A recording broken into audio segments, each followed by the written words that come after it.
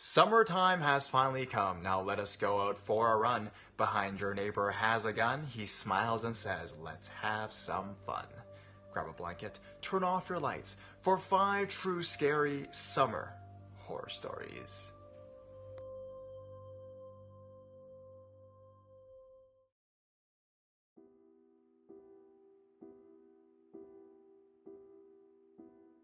Middle of the night break-in.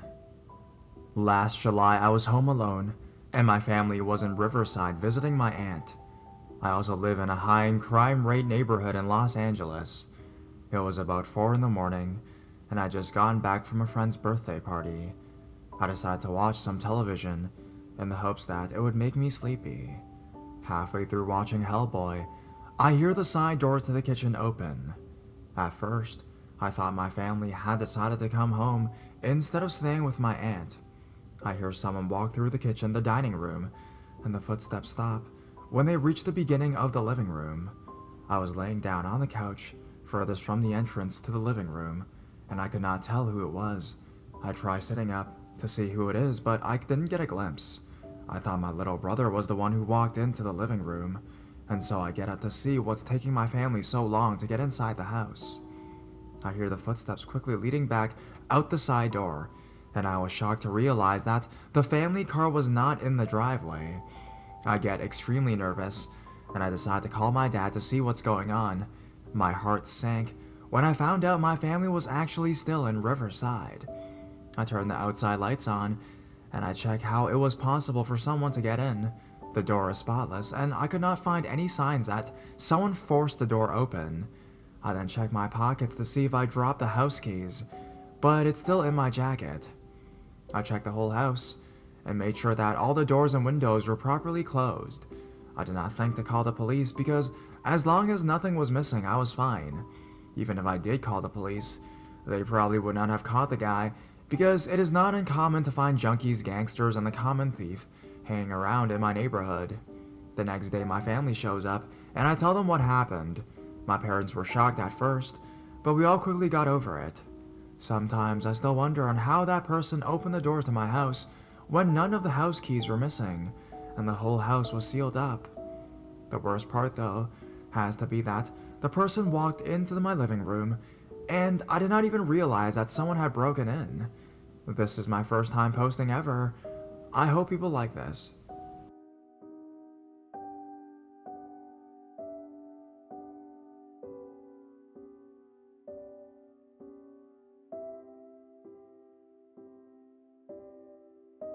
People call me Haas. My age at the time, 18. Gender, male. Dressed in black pants, white undershirt, black long sleeve shirt, and black shoes. Passenger age 20. Gender, female. Dressed in a light colored shirt with jeans. It was late in the 20th century and life was good. Me driving an original paint job. An interior 1970 Kimura SS tipped the scales for driving fun.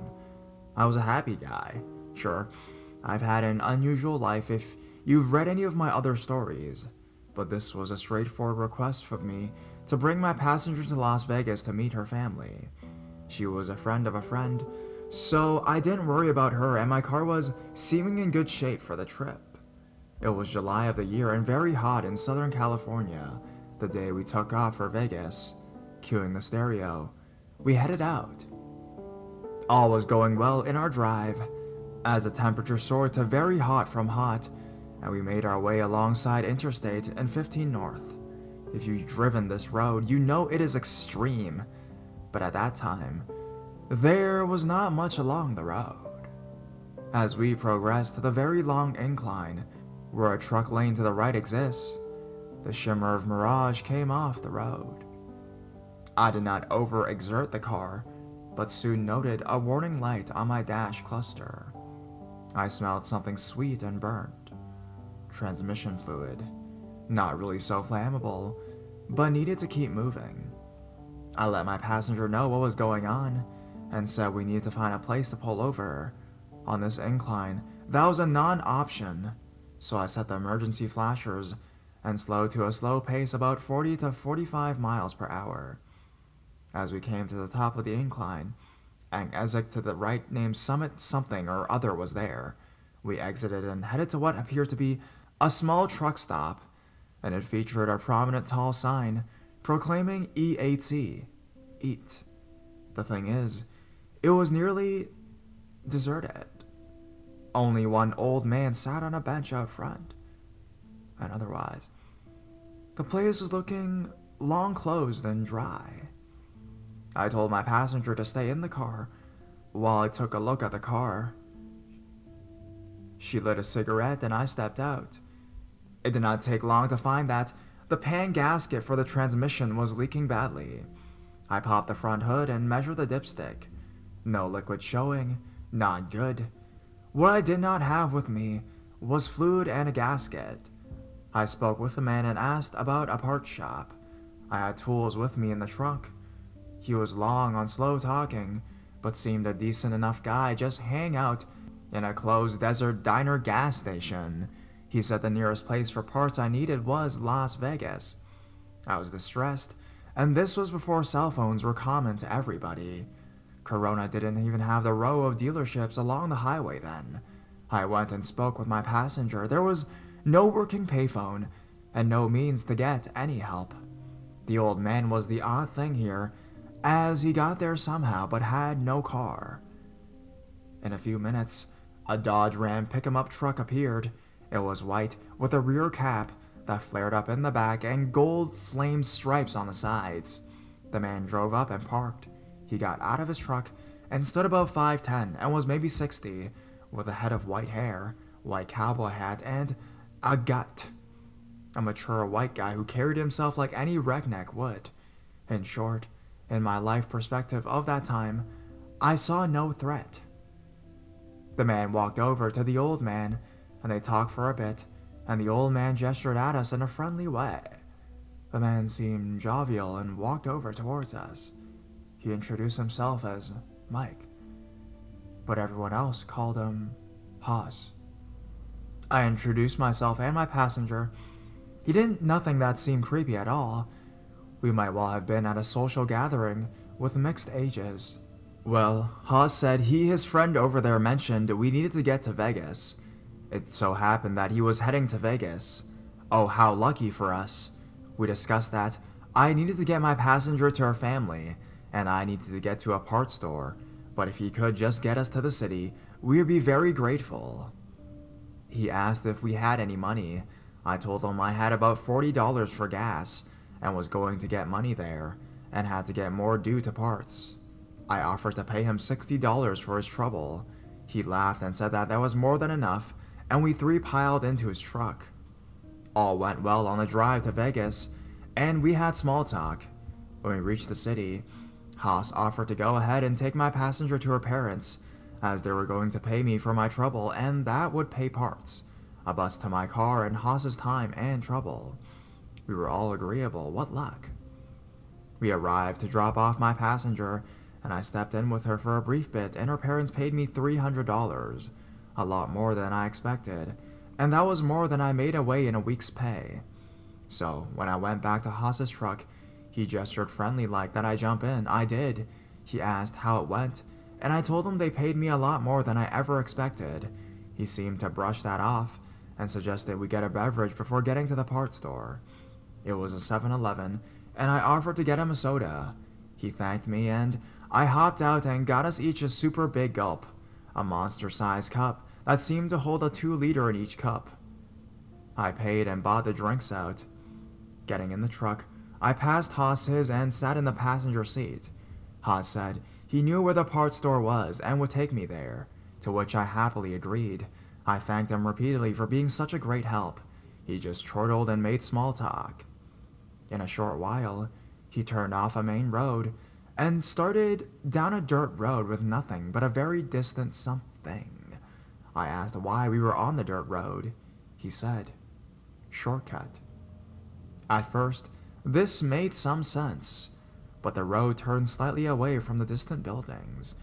We were in the middle of the desert. I was feeling uneasy, but stayed firm as Haas asked me how much I was paid.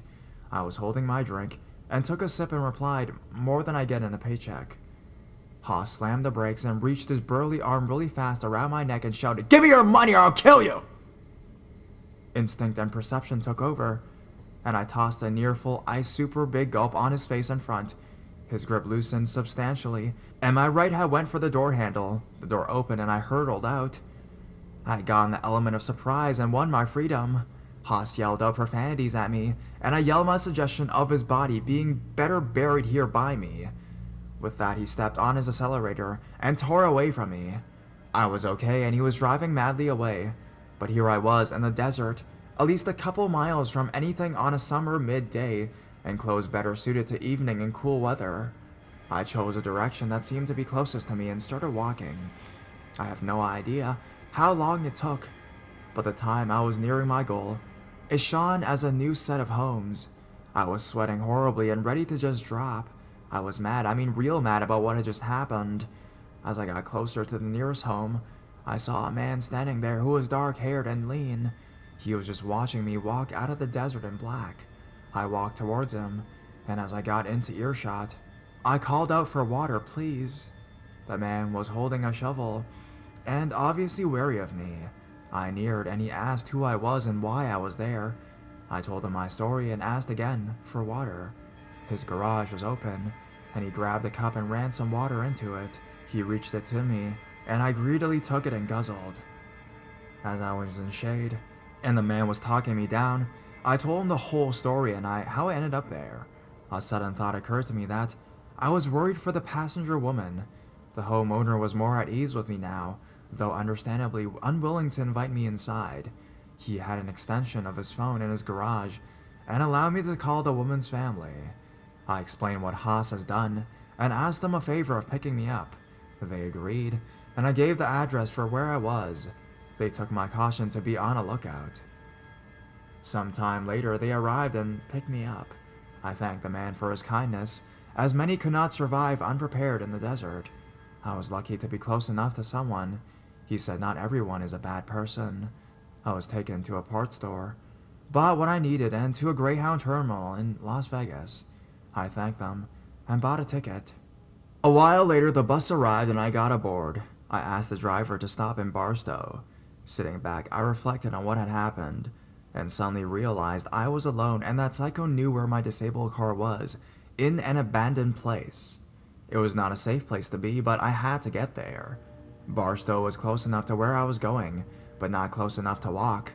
I later found out I could have asked to get off at that exit, since it was a real exit off the highway. Live and learn, guys. So, I walked to a diner that was popular with big trucks and sat down. I ordered a soda and a sandwich. I was hungry. A man was seated next to me and asked what my story was. As I looked out of place the way I was dressed, I explained what happened, and the man introduced himself. He was a war vet with non-working legs. He had special crutches on him. He said he could take me to where my car was, as it was on his way. He was driving a fifth-wheel truck hauling cars. I must have looked him oddly as he laughed and said, "Don't worry, I ain't going anywhere fast with these legs." I laughed kindly with him and agreed. He added, "Whoever this Haas guy is, you're better off with someone keeping watch when you fix your car." I know my eyes lit up with that, as it was a huge concern to me, and I thanked the man. In a short while, we headed out, and true to his honor, he waited as I replaced my gasket, torqued the bolts, and added fluid. I then tested it with running. Not the cleanest way to do this work, but it was done. The old man at the store was gone. The sun was waning in the sky, and my car was fixed. I thanked him again, and he told me as a soldier, he kept his word, and to this day, he remains the same. I felt he was honest and had a slight restoration of faith in humanity.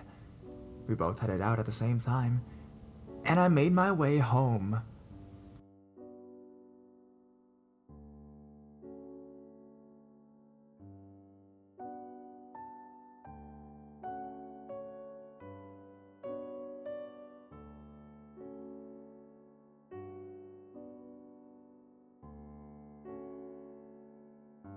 The kid who shot his neighbor.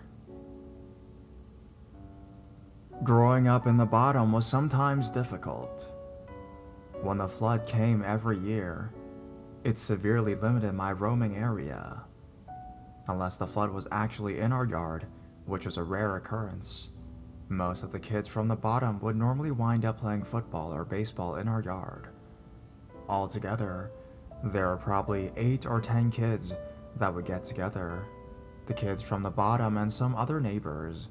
We'd choose teams and play whatever game was popular at that moment. When we moved away in November of 1984, it was a sad time for me because I was leaving behind the only friend I'd ever known, some of whom I'd known since kindergarten. I was 15 years old when we moved away from Kennefic and the Bottom. We moved for several reasons. My father got a better job offer in another state, and my mother had attended a college for cake decorating and wanted to start her own business in a bigger town, and our trailer house was starting to show its age. I think the most important reason my parents decided to move was that the population of Kennefic and the Bottom had grown.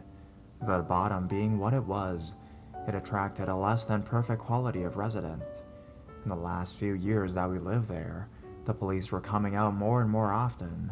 The Bottom seemed to become a refuge for those who weren't on the best of terms with the law enforcement community. There were more and more cars and trucks driving faster than was safe at all hours of the night. It was a rare weekend that we didn't see blue and red lights go whizzing by our house or hear a screaming siren. One night, a helicopter landed in the field across from our house and was met by an ambulance a few minutes later.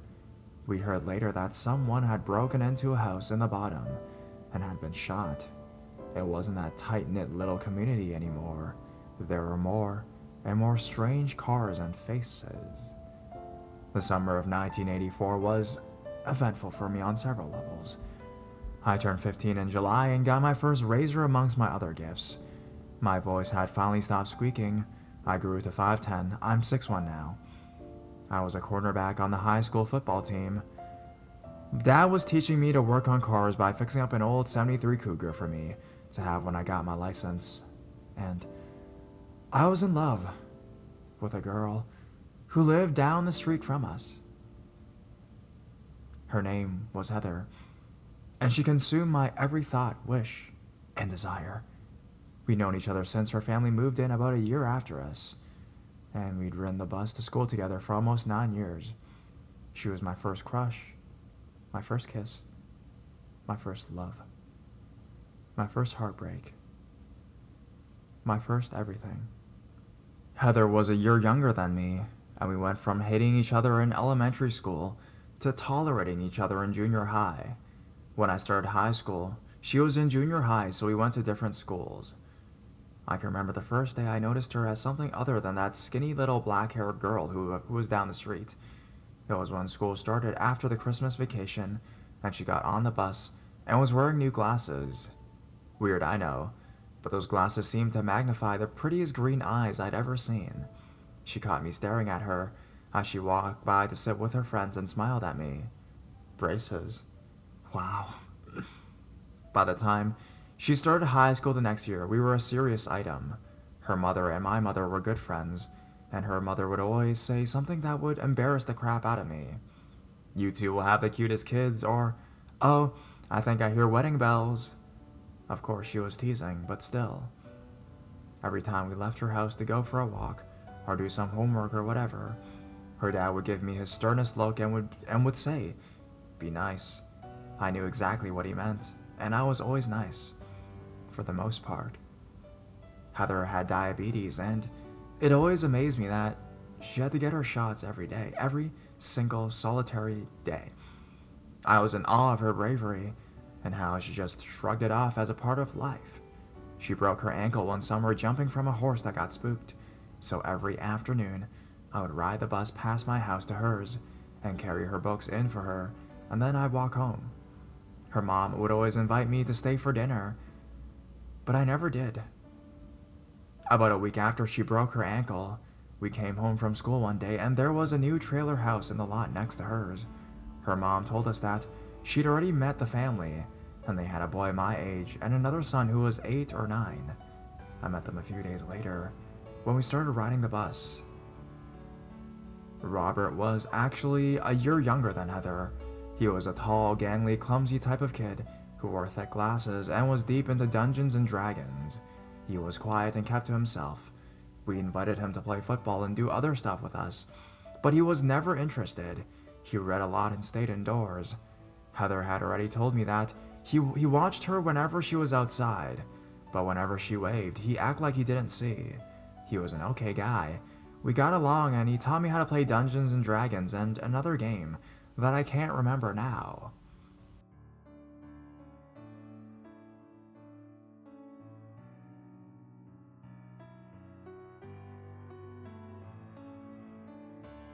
His younger brother's name was Jason. Now Jason was an odd duck. His head was too big for his body, and his teeth and ears were too big for his head. He was mouthy too. Anything anyone has ever seen or done, he or someone he knew had seen it or done it better.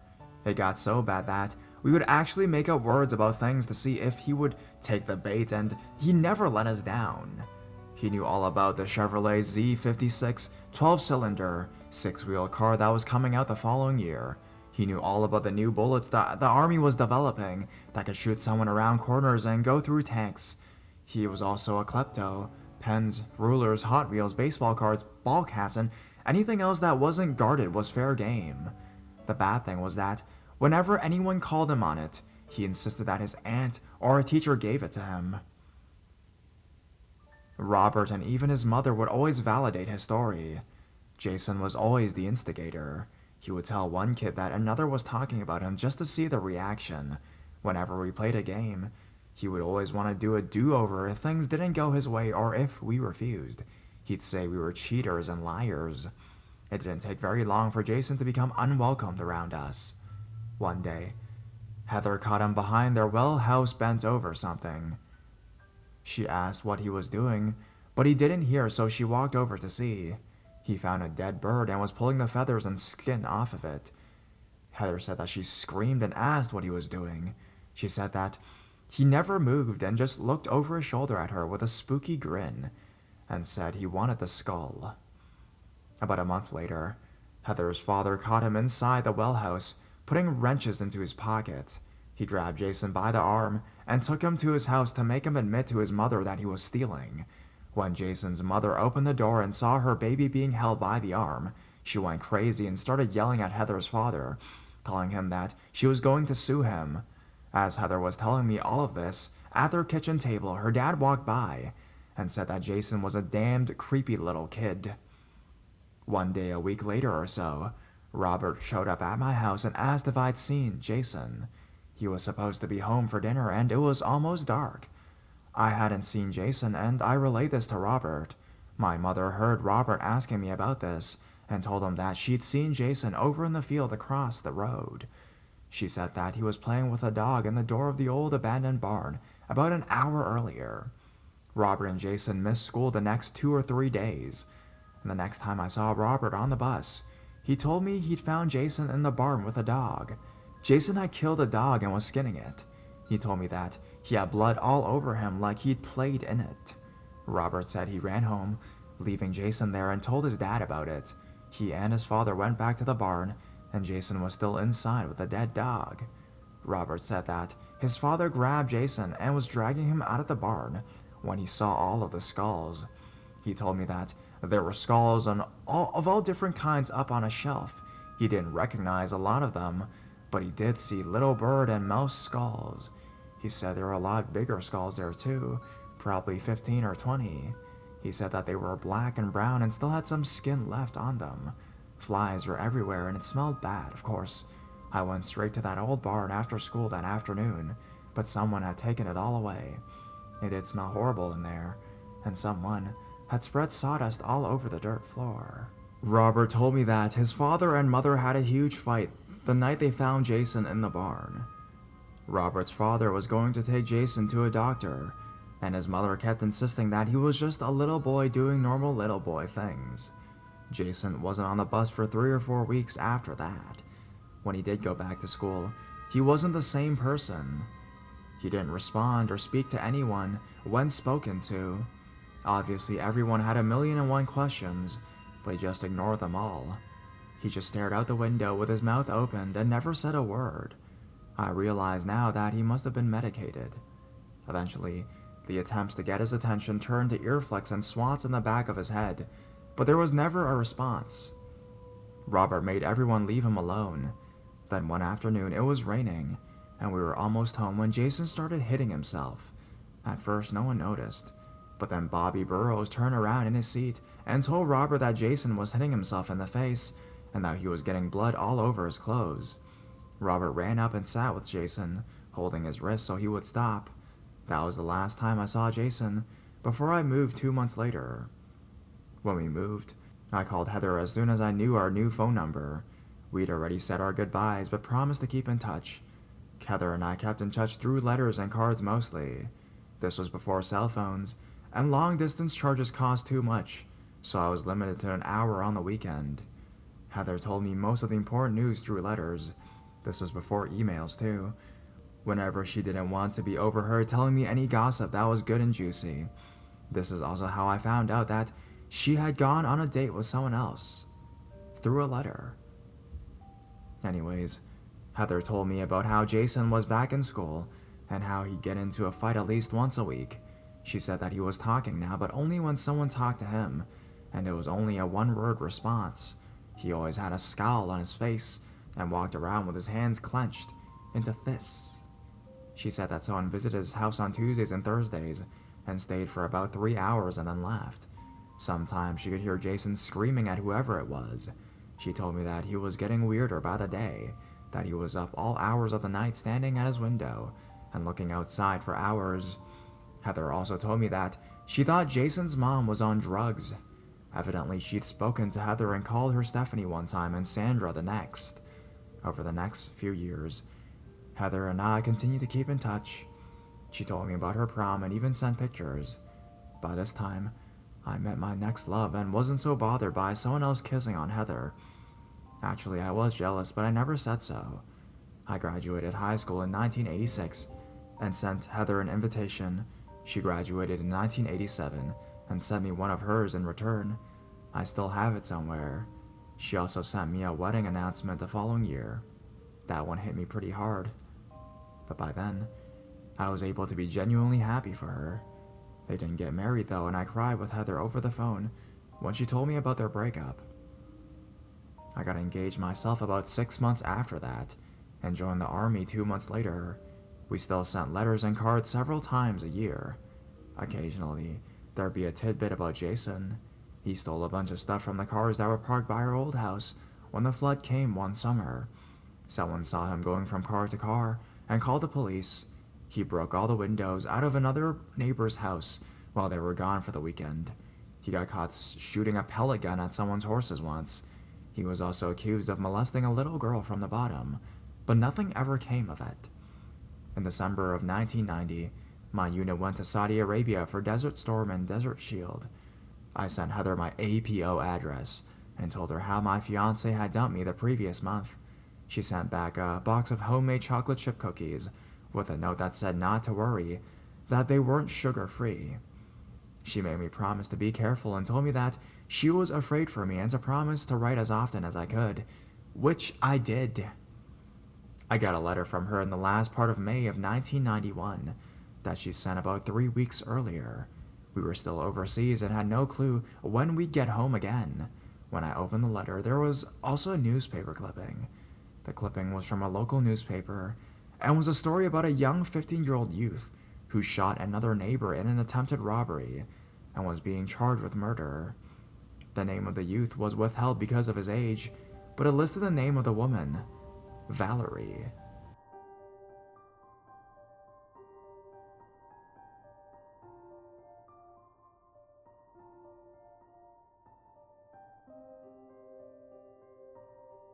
At first thought, I thought Heather was sending the clippings because we both knew Valerie. She lived 2 houses down from me, between the house where I lived and Heather's. She was a nice, bubbly, happy woman. She had a huge Great Dane named Rontu, and she painted. She was one of those people who was never in a bad mood, and never had a bad word to say about anybody. She was one of the few genuinely nice people I've ever known. She was one of those people who made the world better just by being in it. My heart stopped for a minute when I realized it was her who'd been shot. I'd harbored a secret crush on Valerie when I lived there. After I read the clipping, I read Heather's letter. After she told me that she hoped I was okay and would be coming home soon, she relayed what happened. Evidently, Jason had met some of the rougher elements who lived in the bottom and started using drugs. He'd been in some more trouble here and there, and it got worse after his mother left earlier that year. Robert got married and moved to another town. He visited one night, and he and Jason got into a huge fight. Heather was able to hear everything because it was a cool night and she opened the windows for some fresh air. Her parents were gone somewhere and the air conditioner was too loud. She went on to say that she heard them fighting and crashing into the walls and breaking things. She told me that one of them got pushed into a window and broke it. She said that Jason was screaming so loud that his voice would crack. After about 15 minutes of this, it got quiet and then Robert left. Heather said that she could hear Jason crying and ranting and screaming to himself. Then she saw him walk in front of her house towards Valerie's place. Valerie's husband worked at a grocery store during the day and went to college at night. He was also in the National Guard and was gone 1 weekend a month and 2 weeks during the summer. Instead of getting up early on Saturday morning and driving to whenever he went for his National Guard weekends, he would leave on Friday night. Whenever he was gone, Valerie's niece would stay with her. Jason was in love with her niece. I can't remember her name now, and I never knew her when I lived there. Heather told me that she didn't give it too much thought because she was trying to concentrate on her books, but then she heard shouting and saw Jason storming back to his house. She just assumed that Valerie didn't want him at her house, especially if he was high on something. Heather, who was a junior in college at this time, was studying and forgot all about it until she heard shouting again from Valerie's place about half an hour later. She said that she could hear crying too. She could also hear Jason shouting. She turned off her desk lamp so she could see outside better, and when she looked, the front door of Valerie's door was standing open. Heather said that she was getting ready to call the police when she heard the shot and saw Jason run out the door and head back to his own house. Heather said it scared her so bad that she could not move. She sat in the dark, watching and listening, but afraid to draw attention to herself by moving or making any noises. Heather said that he was home for about 50 minutes and then got into his car and left. When he was out of sight, she ran over to Valerie's house. Mr. Voltaire, who lived between Heather and Valerie, was already there and was calling the police. Valerie's niece was sitting on the sofa with her legs pulled up to her chest, hugging her knees. She was hysterical and crying. Mr. Voltaire wouldn't let Heather go into the bedroom. Heather said that he told her in a voice that was much older than it should have been to keep the door closed, that she didn't want to see anything in there. Then he told her to care for the little girl. Then they waited until the authorities arrived. Heather went on to tell me that, according to the niece's statement, Jason asked if he could sit and talk for a few minutes, but Valerie didn't think it was a good idea. The niece said that his nose and lips were bleeding, and that he had scratches and cuts on one arm that were bleeding. Valerie asked him to leave, and when he didn't, she got up to call the police, and that is when he started shouting and left. The girl said that about 20 minutes later, something hit the side of the house, and Ron too started barking. When Valerie opened the door to see what happened, a man in a black ski mask forced her back inside with a pistol in her face. He made her lock Rontu in the bathroom and threatened to shoot him if she didn't do as he asked. When he talked, the niece recognized his voice and recognized the cuts on his arm. After the dog was in the bathroom, he made them go into the bedroom and lay face down on the bed. He wanted to know if they had any money, and they told him that there was money in their purse. The niece said he was silent for a minute, and then she heard the gunshot and felt the bed jerk. Then she heard Jason run out of the house. The police found Jason a few hours later at a friend's house when he was arrested. Jason was later tried as an adult and sent to prison. I don't remember the length of the sentence. As far as I know, he's still incarcerated. I remember him being a weird little kid. I can remember talking about him to some of my new friends after I'd moved, and telling them that he was a type of kid who would grow up to be a terrorist or lead a cult. I guess I had pegged him from the start. I guess you're wondering about me and Heather, right? We eventually got married, but not to each other. She married a man she met in her senior year of college, and they live in Conroe, Texas with 2 little girls now. I married a woman from Argentina and have been happy ever since. I mean, it's funny sometimes how life works out for the best, in spite of some bad times. Again, I'm sorry this is so long. I start typing, and the next thing I know, it's a small book. Please share your thoughts. I've still got a few more if you're interested.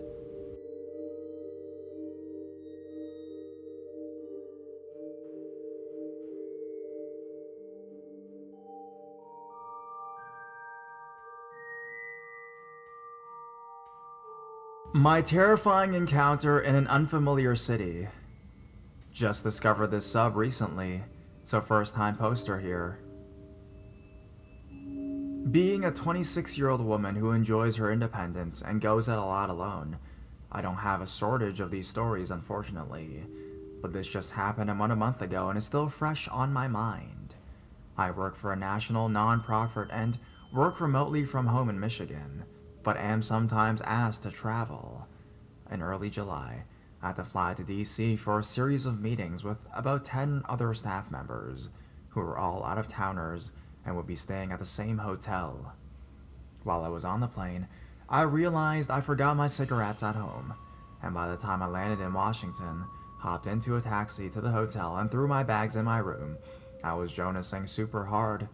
I was already late by then, almost 11 at night, and despite my better judgment, I looked on my phone for the nearest Walgreens so I could pick up a couple of packs for the week. I decided it was too late to call one of my work friends who I knew were already in the hotel to walk with me, and while I consider myself a fairly cautious person who wouldn't normally go exploring an unknown neighborhood alone in the middle of the night, my nicotine craving won out. I headed out for the nearest drugstore, which was about 10 blocks away. While the hotel was situated on a busy, well-traveled street with lots of bars and restaurants, I pretty quickly realized the turn I had to take to the store put most of my trip on a much more secluded, darker stretch. I also realized just how long 10 blocks actually was. Lots of boarded-up shops and homeless people lined the neighborhood. I always make a point of carrying some extra cash when I am in the city to give to folks who needed it, and blew through that pretty quickly. I could feel the occasional eyes on me as I passed by, and one dude yelled something from across the street. All that said, the trip there was uneventful. After getting out of the store, I immediately paused out front to light up, when a guy who was standing along the side of the store building called me over. He was standing maybe 7 feet away, leaning just inside the entrance to the alley. I ignored the first couple of hays, but started to turn to head back to my hotel in the opposite direction. But then he let out a really aggressive, "Bitch, I'm talking to you!" which made me jump and instinctively whip my head around. Mistake number one, just looking in his direction was an invitation for further interaction.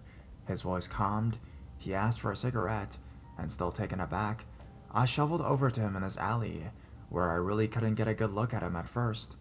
I handed him a cigarette and my lighter, and he asked what a little girl like me was doing out all alone. I stammered something, and he asked if I wanted to go party. I told him no, that I need to get back. After a minute or two of this, he grabbed my arm around my elbow while he kept insisting how fun it would be. I tried to slide my arm out of his grip, not super aggressively, but just to signify that I was not about this. But he tightened his hold. What he was doing wasn't overly aggressive either. It was just like he was trying really hard to convince me. But then he put his other hand on the small of my back and just held it there, and told me he lived a couple blocks down, and that he could show me a real good time. We could smoke, put on some music, whatever. Without removing either hand, he started to lead me out of the alley entrance and down the street, in the opposite direction I had come from. By now, I was totally flipping shit internally, and even though I was trying my best not to let it show, my voice was quivering a bit when I asked him to please, take his hands off me, and that I need to get home. Without removing either hand, he just laughed and kept moving me. His laugh was disgusting.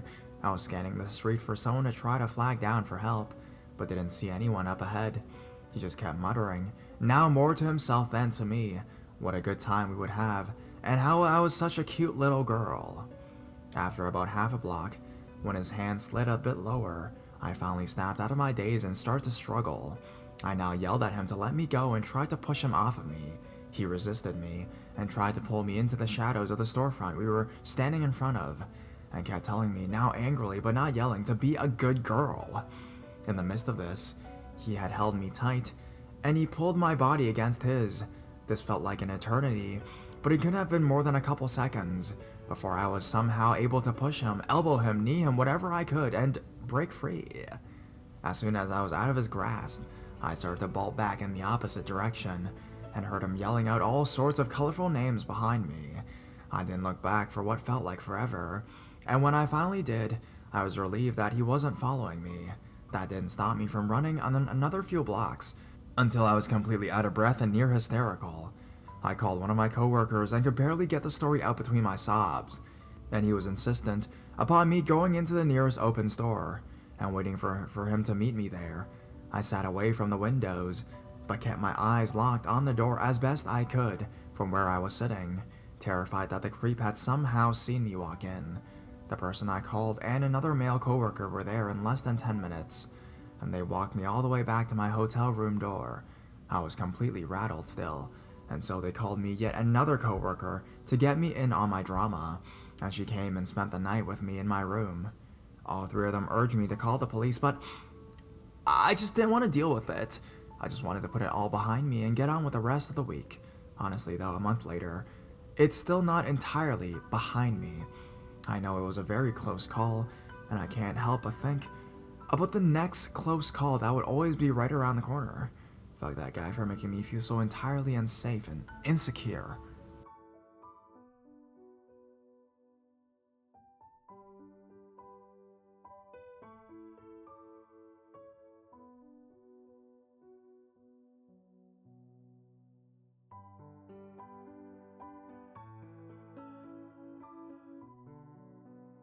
Super strange bank encounter. This happened to me last night and came off as very creepy, but maybe I read too many let's not meet stories. Let me preface this by saying I am 6 feet tall and about 220, male. So I'm not usually intimidated or creeped out by most people. So last night, on my way home from work, which was around 11 p.m., I stopped at my bank to put in my check. Let me also preface that I live in a fairly large city in Canada, but it's basically a big suburbanish area. Anyways, I went and did my banking and walked back to the car, where I was finishing eating a sandwich I had purchased on my way home. Suddenly, someone knocks on my driver's side window. It startles me, and I look up to see a middle-aged woman standing there. I finish my bite of sandwich and roll down the window. She says, "Excuse me, how do I get to Smith Street? Is it near here?" I had not heard of the road, so I grabbed my phone and put it into the GPS. She then says, "Yeah, my phone's dead, or I would have done the same. I've been riding around all night looking for this road." And she points to her bike. The GPS finally finds the road, and it's nowhere near where we are. I show her on the map, and she randomly says it's freezing out here. It being July, the temperature even at night is far from freezing. She then proceeds to ask me to take her to the location. I found two things wrong with this. One, this woman is going to get in a car with some guy she just met in a parking lot at 11 p.m. And two, I'm not going that way anyway, so no dice. I told her sorry, I'm going the other way, and she gave me this strange look of almost utter disappointment. As she gave me this look, I lied and said I had to be at work soon anyways. She then goes, no, it's fine. So to get her out of my hair, I show her on my phone how to go about getting there, and say that on a bike, it isn't really that far of a ride. She says okay, thanks, and walks away. As I start my car to leave, I see her walking up to another woman who is just leaving the bank. I roll down my window out of curiosity to hear what she's saying. To my dismay, she is giving the exact same speech to the lady, even asking directions on how to get there, in which I had previously given her a minute ago. I sat there and ensured that this person did not let her into the car. So eventually they did not let the bike lady into the car, and then I just drove off. I'm still trying to figure out her intentions. Maybe she just want a ride, but the way she reacted to me saying no and just her general demeanor was off. Either way, creepy MC bike lady, let's not meet again.